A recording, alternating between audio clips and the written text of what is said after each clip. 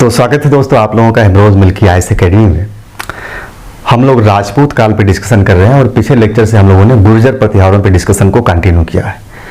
पिछले लेक्चर हम लोगों ने 3 बिंदुओं पे डिस्कशन किया था। एक तो हम लोगों ने देखा था कि गुर्जर प्रतिहार वंश के इतिहास को जानने के क्या क्या साधन है, क्या स्रोत है। दूसरा हम लोगों ने इनकी उत्पत्ति को लेकर के जो बातें कही जाती है उस पर हम लोगों ने डिस्कशन किया कि इतिहासकारों में क्या मत है। और तीसरा जो डिस्प्यूटेड विवादित है कि इनका मूल निवास स्थान कहाँ था उस पर हम लोगों ने डिस्कशन किया। आज से हम लोग गुर्जर प्रतिहारों के राजनीतिक इतिहास पर डिस्कशन करेंगे और मान के चलिए कि 2 लेक्चर में हम लोग इसको आराम से समझते हुए समाप्त कर देंगे। एक एक शासकों के बारे में, उनकी उपलब्धियों के बारे में हम लोग समझते हुए आगे बढ़ेंगे और यहाँ से प्रश्न भी पूछे जाते रहे।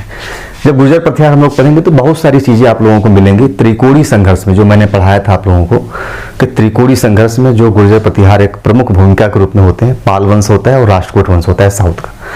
तो बहुत सारी चीजें वहां से मिल जाएंगी क्योंकि पूरा इतिहास कहीं न कहीं इनके इर्द गिर्द घूमता है। इसके अलावा गुर्जर प्रतिहारों की कुछ उपलब्धियां भी रही, महत्वपूर्ण उपलब्धियां रही हैं जिसे नकारा नहीं जा सकता। इन उपलब्धियों के बारे में भी चर्चा हम लोग नेक्स्ट लेक्चर में करेंगे, जो आखिरी लेक्चर होगा जब सारे शासकों को पढ़ लेंगे हम लोग। तो गुर्जर प्रतिहारों की कुछ महत्वपूर्ण उपलब्धियों के बारे में भी डिस्कशन करेंगे जिनका योगदान है। जैसे कि इसी वंश का शासक है महेंद्र पाल। कई सारे इतिहासकार मानते हैं कि महेंद्र पाल की जो उपलब्धियां रही वो हर्ष से भी ज्यादा महत्वपूर्ण रही। इसलिए बहुत सारे शासक प्राचीन इतिहास में सबसे महत्वपूर्ण जो राजा, अंतिम जो हिंदू महान शासक माना जाता है वो हर्ष मानते हैं। लेकिन बहुत सारे इतिहासकार हर्ष को ना मान करके प्रतिहार वंश के शासक महेंद्र पाल को मानते हैं और उनके अपने अलग लॉजिक है कि हम महेंद्र पाल को क्यों मानते हैं। तो हम लोग डिस्कशन करेंगे जब सभी शासकों के बारे में अध्ययन कर लेंगे तो अंत में हम लोग उस पर डिस्कशन किया जाएगा। अभी फिलहाल में हम लोग इनके राजनीतिक इतिहास को समझते हैं और एक एक शासकों के बारे में पॉइंट टू पॉइंट समझते हुए लिखते हुए हम लोग आगे बढ़ते हैं। तो चलिए लिख लीजिए प्रतिहारों का राजनीतिक इतिहास। तो हेडिंग डाल लीजिए राजनीतिक इतिहास। राजनीतिक इतिहास, राजनीतिक इतिहास। पहला शासक कौन होता है? नागभट्ट प्रथम। ध्यान रखिएगा, हेडिंग डाल लीजिए नागभट्ट प्रथम। प्रश्न पूछता है यहां से, इन सब चीजों को ध्यान रखिएगा। जो भी चीजें लिखाई जा रही हैं मैक्सिमम प्रश्न पूछे जाते हैं। मैंने बताया कई बार कि अगर पूरा प्राचीन इतिहास आप पढ़ जाते हैं तो आपको 90% से ज्यादा प्रश्न यहीं से मिल जाएगा। किसी भी एग्जाम में, जिस भी एग्जाम में आप देने जाएंगे आपकी जो समझ है वो बढ़ जाएगी। फिर आपको ढेर सारी किताबें, चाहे जितनी भी टफ किताबें हों, वो आपको बेहतर तरीके से समझ में आएगी और आप उसे गेन कर पाएंगे। आपका कैचिंग पावर बढ़ जाएगा। और प्राचीन इतिहास पूरे तरीके से साइंटिफिक ढर्रे पे चलता है। आप पढ़ेंगे शुरू से जब लेकर के हम लोगों ने जो पढ़ा था तो एक वैज्ञानिक पद्धति के तहत आगे बढ़ता है। हर घटना एक दूसरे से लिंक होती है, जुड़ी होती है। यही सबसे महत्वपूर्ण होता है इतिहास में समझने का दृष्टिकोण कि आप कैसे समझते हैं हिस्ट्री को, और उस तरीके से अगर आप समझने में सफल होते हैं तो आपके लिए इतिहास बहुत ही आसान हो जाती है। तो बहुत सारे लोगों को इतिहास जिन्हें टफ लगता था या जिन्हें समझ में नहीं आता था, जिन्हें मजा नहीं आता था इतिहास पढ़ने में, क्योंकि वो इतिहास की उस घटनाओं को कारण कार्य से जोड़ नहीं पाते थे। इस वजह से उन्हें सारी चीजें तथ्यों के रूप में देखने को मिलती थी, जिससे फैक्ट रखते थे।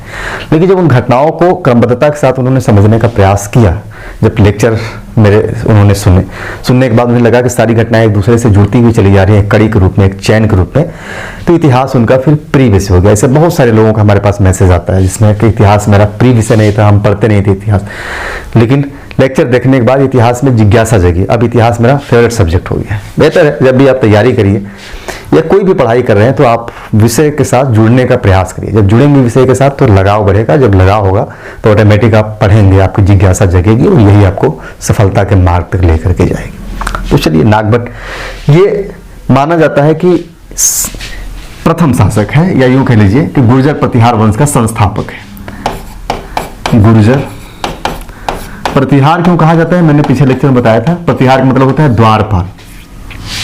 कई सारे इतिहासकार इन्हें द्वारपाल के रूप में देखते हैं, व्यवहारिक रूप में भी देखते हैं, जिस समय शासन कर रहे थे। द्वारपाल, हालांकि मैंने बताया कि राम के भाई लक्ष्मण के वंशज होने के कारण इन्हें प्रतिहार कहा जाता है, द्वारपाल कहा जाता है। लेकिन कई सारे इतिहासकारों का मानना है कि एक्चुअल में द्वारपाल थे, इनकी भूमिका भी रही द्वारपाल की, तो वास्तविक रूप में द्वारपाल थे, ऐसा कहा जाता है। हम लोग देखेंगे आगे। तो गुर्जर प्रतिहार वंश का संस्थापक है, ये वंश का संस्थापक है। यह सिंध के शासक, ध्यान रखिएगा, वेरी इंपॉर्टेंट, यह सिंध के शासक को पराजित करता है, शासक को पराजित करता है,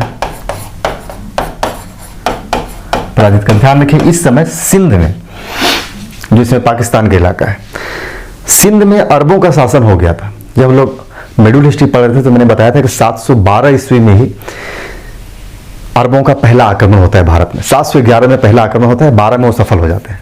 तो इस समय सिंध में अरब शासन कर रहे थे, यानी अरबों का शासन हो गया था। तो ये सिंध के शासकों को पराजित करते हैं। शासक इन द सेंस कि यहाँ का जो गवर्नर था, क्या था गवर्नर, नाम ध्यान रखिए, इंपॉर्टेंट है। तो सिंध के गवर्नर का नाम था जुनैद।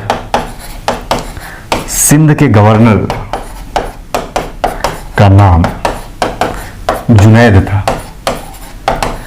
इसी को पराजित किया था इसने, इसी को पराजित किया था। पूछा जाता है प्रश्न, ध्यान रखिएगा, पराजित किया था। अच्छा, इसका विवरण, इस घटना का विवरण देखिए। इस घटना का विवरण ग्वालियर लेख में मिलता है। ग्वालियर लेख में मिलता है। यह अरबों को पराजित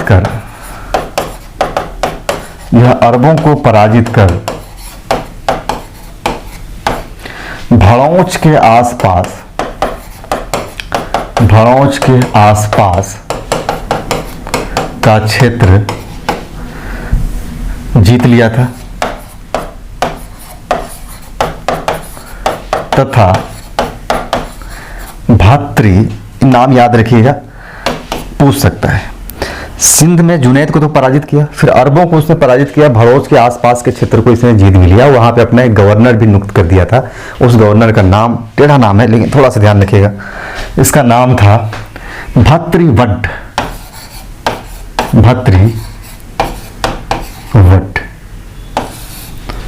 को वहां का शासक नियुक्त किया था।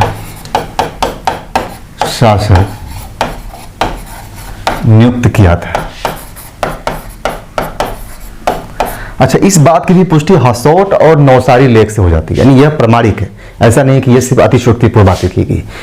मैंने बताया कि ग्वालियर लेख प्रशस्ति के रूप में लिखा गया। तो कई बार ऐसी चीजें होती है कि प्रशस्ति के रूप में बढ़ा चढ़ा के लिख दिया जाता है। जब हम लोग पढ़ रहे थे प्राचीन इतिहास का गुप्त और गुप्तोत्तर का वाला हिस्सा, तो मैंने वहां पे बताया था किस प्रकार से चीजों को बढ़ा चढ़ा करके लिखा जाता था।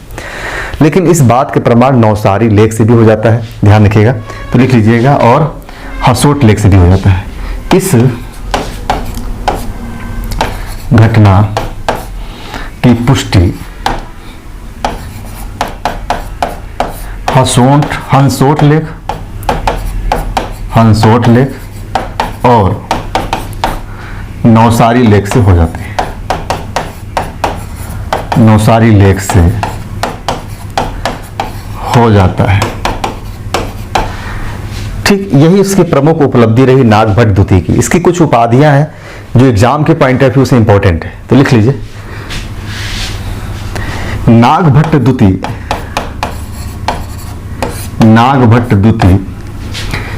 नारायण का अवतार,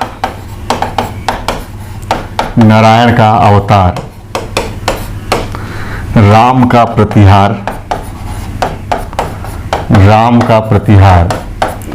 नारायण की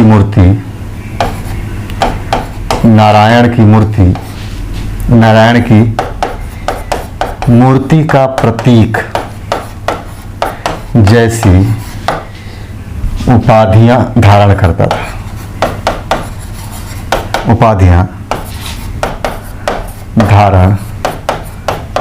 था। इसके बाद बनता है वत्सराज शासक। वत्सराज का नाम आप लोग सुने होंगे। जो हम लोग त्रिकोणी संघर्ष पढ़ रहे थे तो वहां मैंने बताया था कि त्रिकोणी संघर्ष की शुरुआत वत्सराज के समय ही हुआ था। लेकिन इसके बाद तुरंत वत्सराज शासक नहीं बनता है, बल्कि नागभट्ट द्वितीय के दो भतीजे शासक बनते हैं, कुक्कुट और देवराज। लेकिन इनके बारे में बहुत ज्यादा उपलब्धियां या इनके बारे में इतिहास में बहुत ज्यादा जानकारियां नहीं मिलती है, इसी वजह से इनकी चर्चा नहीं की जाती। हालांकि कभी प्रश्न पूछे कि नागभट्ट के बाद कौन शासक बना, तो कुक्कुट बना, उसके बाद देवराज बना। ज्यादा दिन तक नहीं रहे, इनके बारे में बहुत ज्यादा जानकारी नहीं मिलती। इसके बाद बनता है वत्सराज, यानी वत्सराज गुर्जर प्रतिहार वंश का चौथा शासक था, न कि दूसरा शासक था। पहला शासक नागभट्ट द्वितीय, दूसरा कुक्कुट, तीसरा देवराज और चौथा वत्सराज द्वितीय, सॉरी वत्सराज। लिख लीजिए, हेडिंग डालिए वत्सराज, फिर से मैं लिखवा देता हूं वत्सराज। देखिए, इससे पहले कक्कुक या कुक्कुक और देवराज शासक बने थे, परंतु इनकी उपलब्धियों के बारे में कोई जानकारी प्राप्त नहीं होती। इनकी उपलब्धियों के बारे में कोई जानकारी प्राप्त नहीं होती है, प्राप्त नहीं होती है। इसके बाद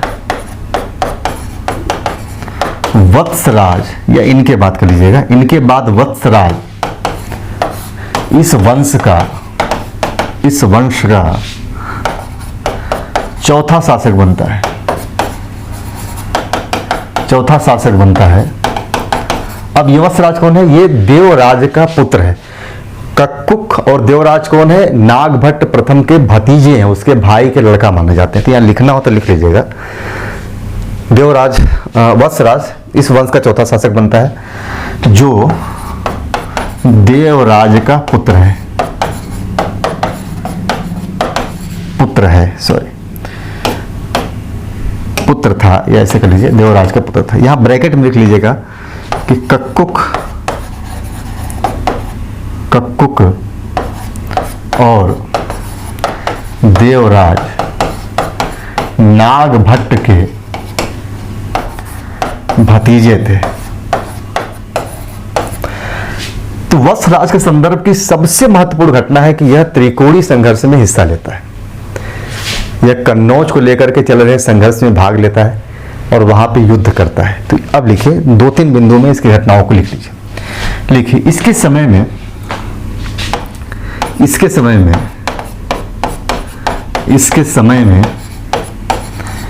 कन्नौज को लेकर त्रिपक्षीय संघर्ष की शुरुआत हो गई थी। त्रिपक्षीय संघर्ष की शुरुआत हो गई थी। इसने, अच्छा, त्रिपक्षीय संघर्ष की शुरुआत होगी। इसने क्या किया? इसने कन्नौज में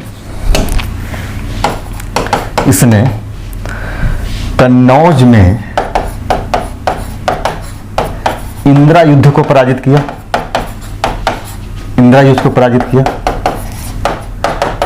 अब इंदिरा युद्ध कौन है, चक्रा युद्ध कौन थे, ये सारी चीजें हम लोगों ने डिस्कशन कर लिया है जब त्रिपक्षीय संघर्ष पढ़ रहे थे हम लोग। और त्रिपक्षीय संघर्ष को मैंने बहुत ही डीप में पढ़ाया है, बहुत ही लंबा पढ़ाया है। एक एक घटना को मैंने जो है कि वहां पे डिस्क्राइब किया है, और कुल 6 भागों में सारी घटनाओं को मैंने डिस्क्राइब किया था, बांटा था कि त्रिपक्षीय संघर्ष को 6 भागों में बांट करके पढ़ा जाता है।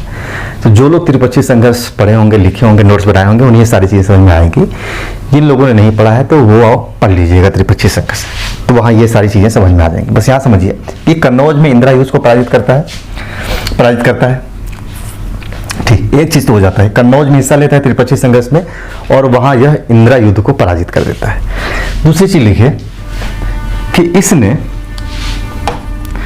वत्सराज ने इसने भंडी जाति को पराजित किया।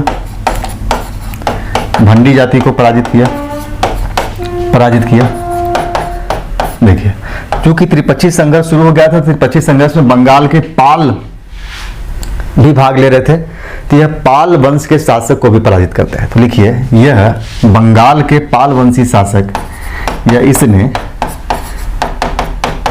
बंगाल के पाल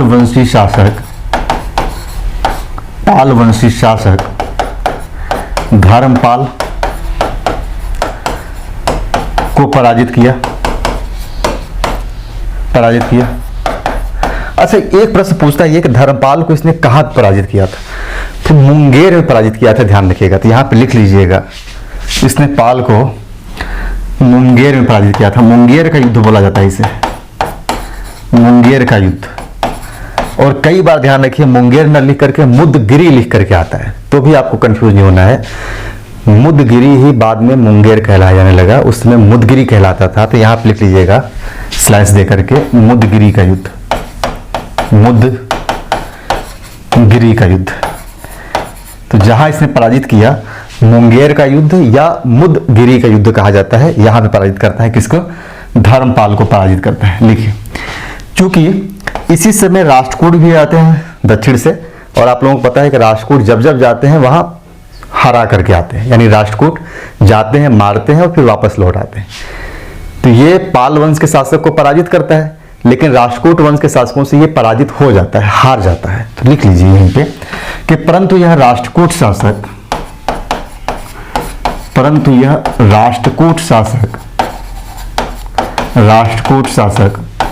ध्रुव से पराजित हो जाता है, ध्रुव से पराजित हो जाता है। और पराजित भी बुरी तरीके से होता है, इसे भागना पड़ता है युद्ध के मैदान से, जाके किसी रेगिस्तान में छुप जाता है, रेगिस्तान में शरण लेता है, पराजित हो जाता है और इसे भागकर रेगिस्तान में शरण लेनी पड़ती है।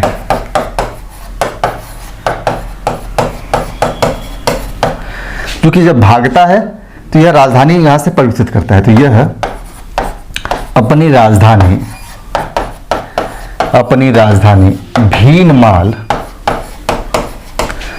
से हटाकर जालौर कर देता है। ध्यान रखिए, अगर प्रश्न पूछे कि नागभट्ट प्रथम की राजधानी कहां थी, तो भीनमाल थी। वत्सराज राजधानी कहां कर देता है? जालौर कर देता है। क्यों? क्योंकि युद्ध में पराजित होता है और जिस हिस्से में जाता है जो है कि रेगिस्तानी इलाके में, दूर से पराजित होने के बाद वहीं पे वो जाकर के राजधानी बना लेता है। तो ये तो हो गया वत्सराज। वत्सराज के बाद शासक बनता है नागभट्ट द्वितीय। अगला हेडिंग डालिए, नागभट्ट द्वितीय। ठीक, लिखिए, ग्वालियर लेख में इसकी उपलब्धियों का विवरण प्राप्त होता है, उपलब्धियों का विवरण मिलता है। इसने कन्नौज पर आक्रमण कर उसे अपनी राजधानी बनाता है। वेरी इंपॉर्टेंट, राजधानी बनाता है, ध्यान रखिएगा।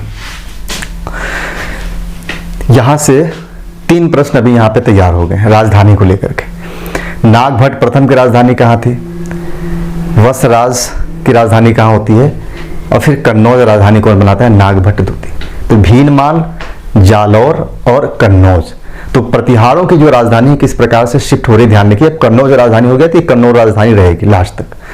तो आइए, तो प्रश्न होगा कि कन्नौज को किस प्रतिहार शासक ने राजधानी बनाया? तो नागभट्ट द्वितीय ने बनाया। और मैंने बताया कि चूंकि त्रिपक्षीय संघर्ष चल रहा है और ये त्रिपक्षीय संघर्ष के वत्सराज से शुरू होता है और ये मुख्य भूमिका में ये सारे शासक हैं, तो अभी जो चर्चाएं होंगी इनसे जुड़ी हुई त्रिपक्षीय संघर्ष में ही उलझे रहे। आसपास के क्षेत्रों में ये कुछ क्षेत्रों को जीतते थे, कुछ क्षेत्रों पे अधिकार कर लेते थे, लेकिन मुख्य फोकस होता था कन्नौज को लेकर के त्रिपक्षीय संघर्ष, कन्नौज पे अधिकार करने को लेकर। मैंने बताया था कि हर्ष के समय में ही कन्नौज की जो उपलब्धियां रही है, यूं कहिए कि कन्नौज जो नगर रहा वो केंद्र में आ गया, सत्ता के केंद्र में आ गया।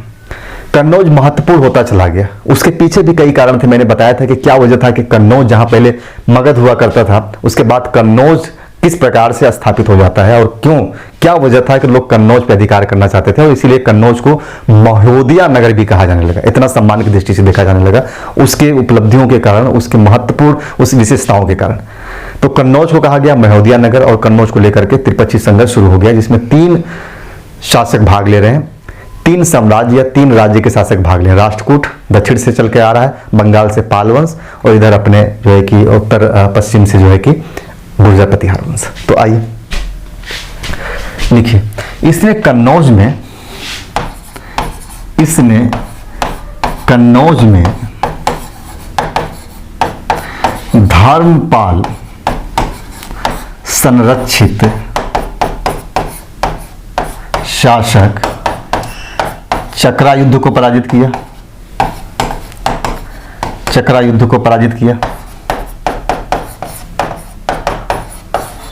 राइट। अच्छा, चल रहा है इसे कन्नौज में, कभी कोई जीत रहा है, कभी कोई जीत रहा है। इंदिरा युद्ध, चक्रा युद्ध, दो आपस में लोग थे, कभी ये इसको सपोर्ट करते थे, कभी उसको सपोर्ट करते थे। जो पाल वंश था वो चक्रा युद्ध सपोर्ट करते थे, जो गुर्जर प्रतिहार वंश के लोग थे वो इंदिरा युद्ध को जो है कि सपोर्ट करते थे, उसको जो है कि सहायता देते थे, या यूं कहिए कि उसे कठपुतली शासक के रूप में वहां पर नियुक्त करते थे। तो इसने क्या किया कि धर्मपाल संरक्षित चक्रा युद्ध को पराजित कर दिया। लेकिन फिर से भी होता है, ये हार जाते हैं वापस राष्ट्रकूटों से। लिखिए, पराजित किया, परंतु राष्ट्रकूट नरेश गोविंद तृतीय से पराजित हो गया, परंतु कुछ समय बाद इसने कन्नौज पर पुनः अधिकार कर लिया। ध्यान रखिए, एक बार पराजित होता है, धर्मपाल संरक्षित चक्रा युद्ध को पराजित करता है, जीतता है एक बार, फिर राष्ट्रकूटों से हार जाता है, फिर राष्ट्रकूट वापस जाते हैं, फिर आक्रमण करता है, फिर जीत जाता है, ये चलता है। ये पराजित होता है किससे? राष्ट्रकूटों से पराजित होता है। राष्ट्रकूट एक मजबूत शक्ति के रूप में, हालांकि एक बड़ी चीज मानी जाती है राष्ट्रकूटों को लेकर के कि दो दक्षिण से चल करके उत्तर में आकर के युद्ध जीत रहे हैं, पराजित कर रहे हैं वो। तो यहां पे होता क्या है कि राष्ट्रकूटों से पराजित होता है, फिर राष्ट्रकूट वापस चले जाते हैं। वापस क्यों जाते हैं? क्योंकि उनकी आंतरिक समस्याएं शुरू हो जाती है, वहां भी उनका उत्तराधिकार और बंटवारे को लेकर के संघर्ष शुरू हो जाता है, जिस वजह से राष्ट्रकूट शासक पुनः वापस आते हैं। जो ही वापस आते हैं तो यहाँ खाली पाया जाता है, और खाली होने का मतलब ही था कि फिर से यह आक्रमण करता है और फिर से अधिकार कर लेता है। अच्छा, इसके बारे में कहा जाता है, नागभट्ट द्वितीय के बारे में एक महत्वपूर्ण फैक्ट ये है कि ये अंत में जो है कि आत्महत्या कर लेता है, जल समाधि ले लेता है, झील में डूब करके अपने प्राण को त्याग देता है, जिसे बोला जाता है जल समाधि। तो लिख लीजिए, नागभट्ट द्वितीय, सॉरी गंगा नदी में लेता है ये, नागभट्ट द्वितीय गंगा में जीवित जल समाधि ले लेता है, जल समाधि ले लेता है। नागभट्ट के बाद एक शासक बनता है रामभद्र, बहुत ही कमजोर शासक माना जाता है, इसके बारे में भी बहुत ज्यादा चीजें नहीं मिलती हैं। तो हेडिंग ले लीजिए रामभद्र, और इसमें लिख लीजिए कि एक कमजोर शासक था, कमजोर शासक था। इसकी उपलब्धियों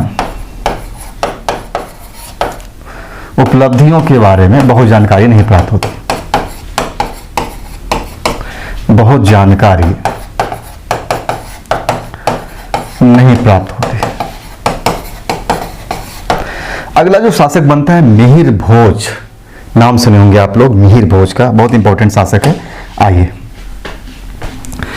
ये रामभद्र का पुत्र था मिहिर भोज, हेडिंग डाल लीजिए मिहिर भोज।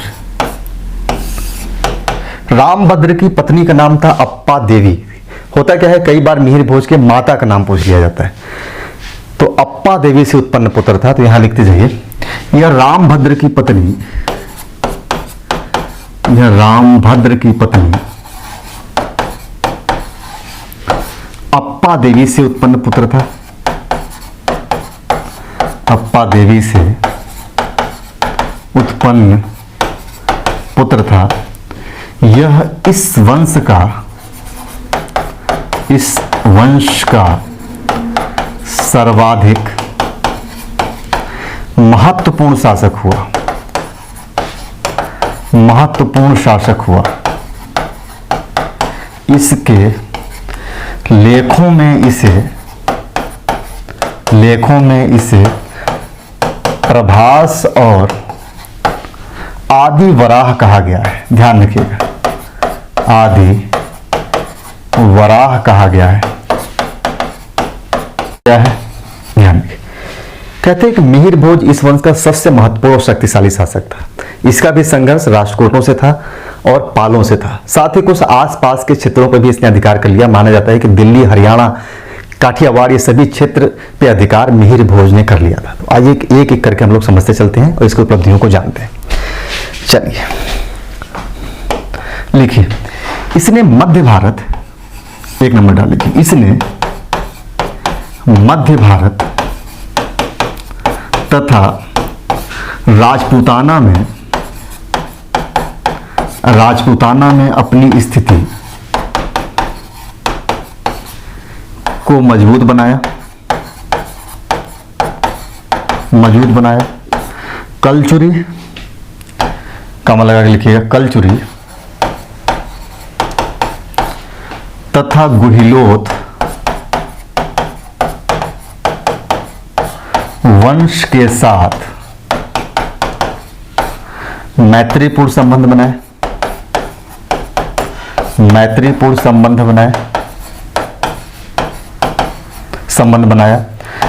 गुहिलोत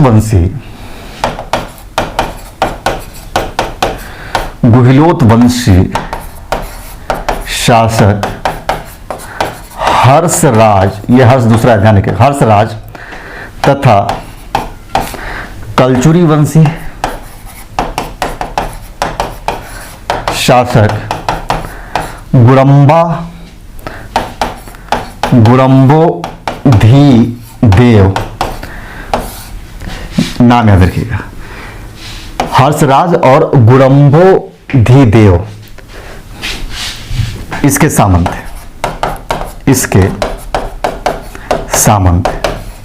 अब ध्यान रखिए, दो वंश मैंने बताया, एक कलचुरी वंश और दूसरा है गुहिलोत वंश। कहां पे शासन कर रहे थे? तो इनकी जो स्थिति है आज बताई जाती है कि जो कलचुरी वंश है ये गोरखपुर के आसपास वाला क्षेत्र था, कलचुरियों का शासन, और दूसरा जो वंश है गुहिलोत वंश, यह जयपुर माना जाता है। तो कहते हैं कि इसने, एक तो राजपूताना हो गया, जयपुर, गुहिलोत वंश, दूसरा जो उत्तर भारत की स्थिति है कलचुरी वंश, वहां पे स्थिति जो है कि अपनी मजबूत करता है। और न केवल ये यहां तक के क्षेत्र को, बल्कि आप समझ सकते हैं कि दिल्ली, हरियाणा, बाकी यानी लगभग पूरा उत्तर भारत इसके अधीन में आ गया था। जो अपना उत्तर प्रदेश और राजपूताना वाला पूरा क्षेत्र है, उत्तर भारत पूरा मतलब उत्तर प्रदेश और राजपूताना वाला क्षेत्र मिला करके देखा जाए तो इसके सामंत थे। ठीक, लिखिए नंबर 2, भोज का एक खंडित लेख दिल्ली से प्राप्त होता है।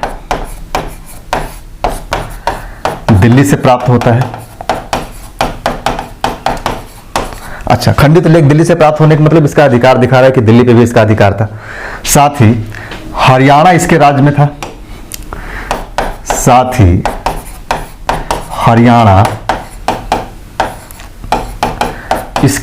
था, इसके राज्य में शामिल था। उड़ा लेख से पता चलता है कि काठियावाड़ में गुजरात वाला क्षेत्र बलवर्मा मिहिर भोज का सामंत था, जिसने फूरों को पराजित किया था।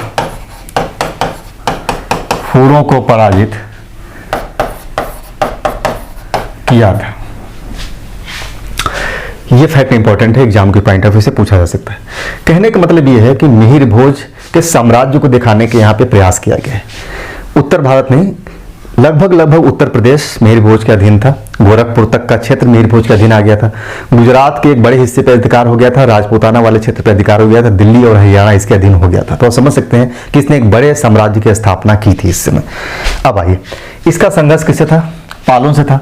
तो इसके जो समकालीन जो पाल शासक थे दो थे, एक था देवपाल, दूसरा था विग्रहपाल। लिखिए, इसके समकालीन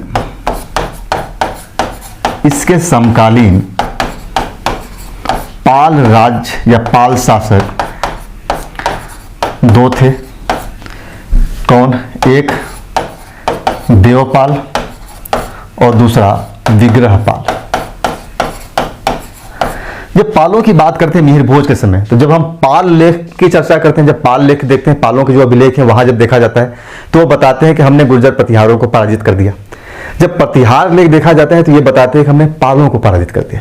यानी दोनों दावा करते हैं एक दूसरे को पराजित करने का, लेकिन इतिहासकारों का मानना है कि शुरू में गुर्जर प्रतिहार पराजित होते हैं लेकिन बाद में ये पराजित कर देते हैं, यानी अंतिम रूप से यही विजय होते हैं, गुर्जर प्रतिहार, पाल पराजित होते हैं। तो यहीं पे लिख लीजिए, पैराग्राफ चेंज करके इसी में लिख लीजिए। लिखिए, एक और जहां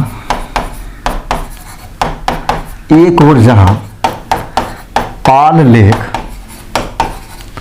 प्रतिहारों पर विजय का विवरण देते हैं, वहीं दूसरी ओर प्रतिहार लेख पालों पर विजय का विवरण देते हैं, पालों पर विजय का दावा प्रस्तुत करते हैं। अब यहां इंपॉर्टेंट है कि कौन से लेख हैं। तो एक तो लेख हो गया, मैंने बताया कि गुर्जर प्रतिहारों का जो प्रशस्ति लेख है, कौन सा लेख है? ग्वालियर लेख। तो प्रतिहारों का जो लेख है वह है ग्वालियर लेख, जिसमें बताया गया है कि इसने पालों को पराजित किया। प्रतिहारों का लेख है ग्वालियर लेख, ग्वालियर लेख दिख रहा है।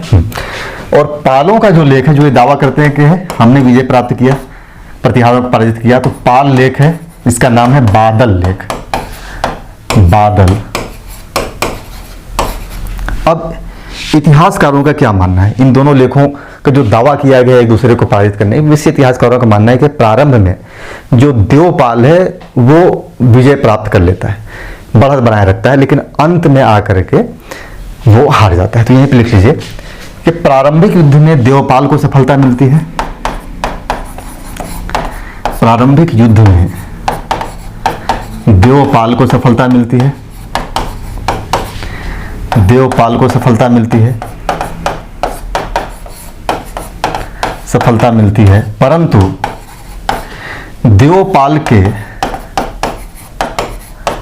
शासन के अंत में या अंतिम समय में, अंत में नहीं बल्कि अंतिम समय में मिहिर भोज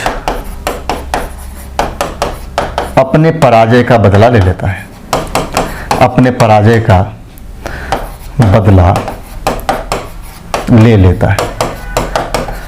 तो इस प्रकार समझ में क्या आ रहा है कि एक बार देवपाल विजित होता है तो अपने लेख में उसने वर्णन कर दिया हमने पराजित किया मिहिर भोज को, फिर मिहिर भोज देवपाल के शासन के अंतिम समय में से पराजित करता था, तो इसने विवरण कर दिया ग्वालियर लेख में।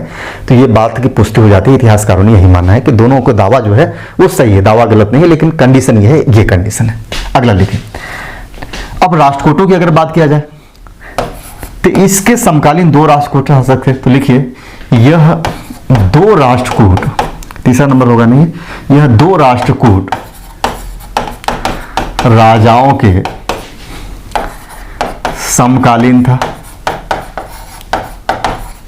कौन कौन? एक अमोघ वर्ष और दूसरा कृष्णद्युति। लिखिए, अमोघ वर्ष के समय, अमोघ वर्ष के समय में भोज ने उज्जैन पर अधिकार करते हुए, उज्जैन पर अधिकार करते हुए नर्मदा नदी तक धावा बोल दिया था।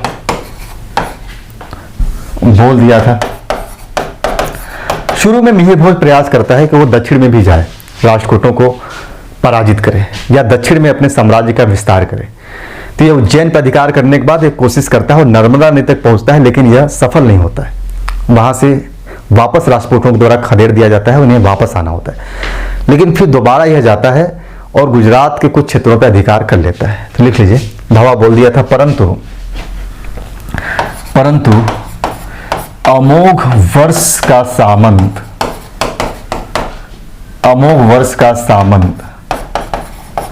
ध्रुवदूती जो बाद में शासक बनता है राष्ट्रकूट वंश का, ध्रुवदूती भोज की सेना को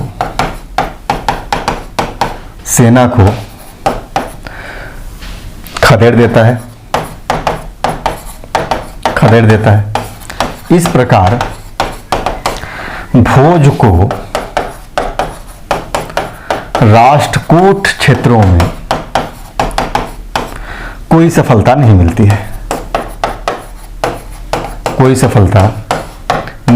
है,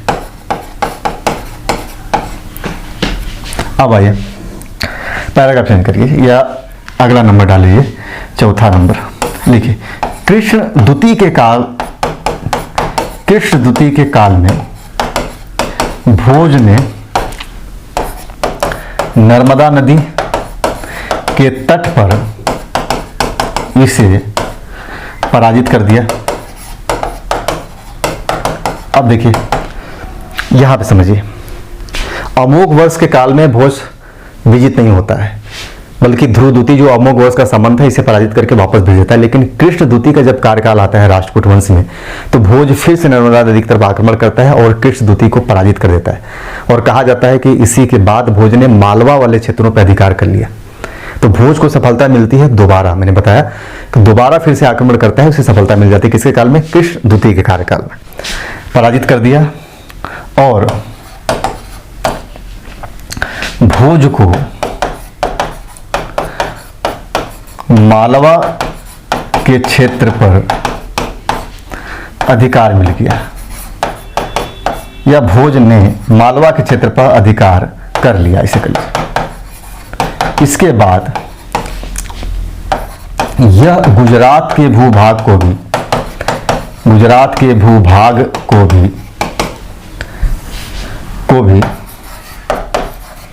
जीत लिया। तो यही भोज की सफलता है, भोज की यही उपलब्धि है कि राष्ट्रकूटों को भी पराजित कर देता है, पाल वंश को भी पराजित करता है। हालांकि एक बार यह दोनों से पराजित होता है, लेकिन दोबारा जब प्रयास करता है तो दोनों लोगों को पराजित करता है।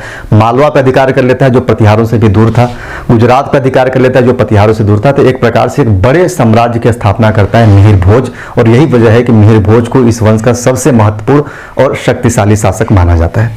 कुछ और चीजें लिख लीजिए। इसके समय में अरबी यात्री आया था सुलेमान, तो लिख लीजिए इसी के समय में 851 ईस्वी में प्रसिद्ध अरबी यात्री, प्रश्न यहां से पूछा, ध्यान रखिएगा, प्रसिद्ध अरबी यात्री सुलेमान भारत आया।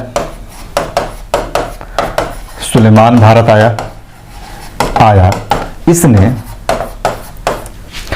अपनी यात्रा विवरण सिलसिला उत्वारिख, नाम याद रखिएगा, सिलसिला त्वारीख में प्रतिहार वंश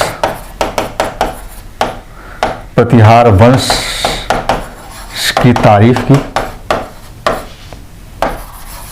प्रतिहार वंश की सेना की विशेषता होती है, प्रतिहार वंश की सेना की तारीफ की, ध्यान रखिए, ऐसे कर लीजिएगा, प्रतिहार वंश के सेना की तारीफ की। अश्व सेना की बहुत तारीफ करता है ये, कि सेना की तारीफ की। यह कहता है कि इनके पास विशाल अश्व सेना थे, घुड़सवार थे, और बताता है कि इतना ज्यादा शक्तिशाली कोई राज्य से दिखा ही नहीं जितना गुर्जर प्रतिहार वंश के राज्य थे। इसलिए इनके सेना के बारे में, इनके राज्य के बारे में बहुत सारी बातें अपने रचना में लिखता है। तो लिखिए सेना की तारीफ की। इसने कहा कि राजा के पास बहुत बड़ी अश्व सेना है, इसके जैसी सेना किसी अन्य राजा के पास नहीं है।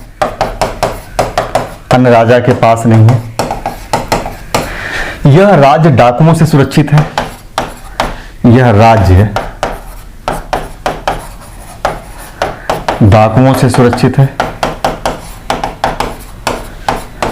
ये सारी बातें कही और कहा कि यह अरबों के बहुत बड़ी शत्रु थे, अरबों के बहुत बड़े शत्रु थे। भोज ने एक सिक्का भी चलाया था जिसका नाम था आदिवरा। तो भोज के सिक्के का जो नाम है आदिवरा है, ध्यान रखिएगा, आदिवरा। ये तो हो गया मिहिर भोज और उसकी उपलब्धियों के बारे में, उम्मीद है समझ गए होंगे। 2-3 शासक और बचे हुए हैं, हम लोग उस पर भी डिस्कशन करके इंड करते हैं। नेक्स्ट लेक्चर में इंड किया जाएगा ये, क्योंकि ये तो एक शासक और है महेंद्रपाल, उसके बारे में हम लोग पढ़ लें, या रहने दीजिए। नेक्स्ट लेक्चर में हम लोग महेंद्रपाल और बाकी के जो शासक हैं उसे हम लोग समाप्त कर लेंगे, इंड कर लेंगे। तो गुर्जर प्रतिहार वंश नेक्स्ट लेक्चर में इंड होगा। उसके बाद हम लोग फिर गढ़वाल वंश पे चर्चा करेंगे। 6-7 वंश हैं राजपूत काल में, हम लोग एक एक करके ऐसे ही डिटेल में चीज़ों को समझते हुए आगे बढ़ेंगे और फिर एंशिएंट हिस्ट्री को इंड करेंगे। तो मिलते हैं नेक्स्ट लेक्चर में।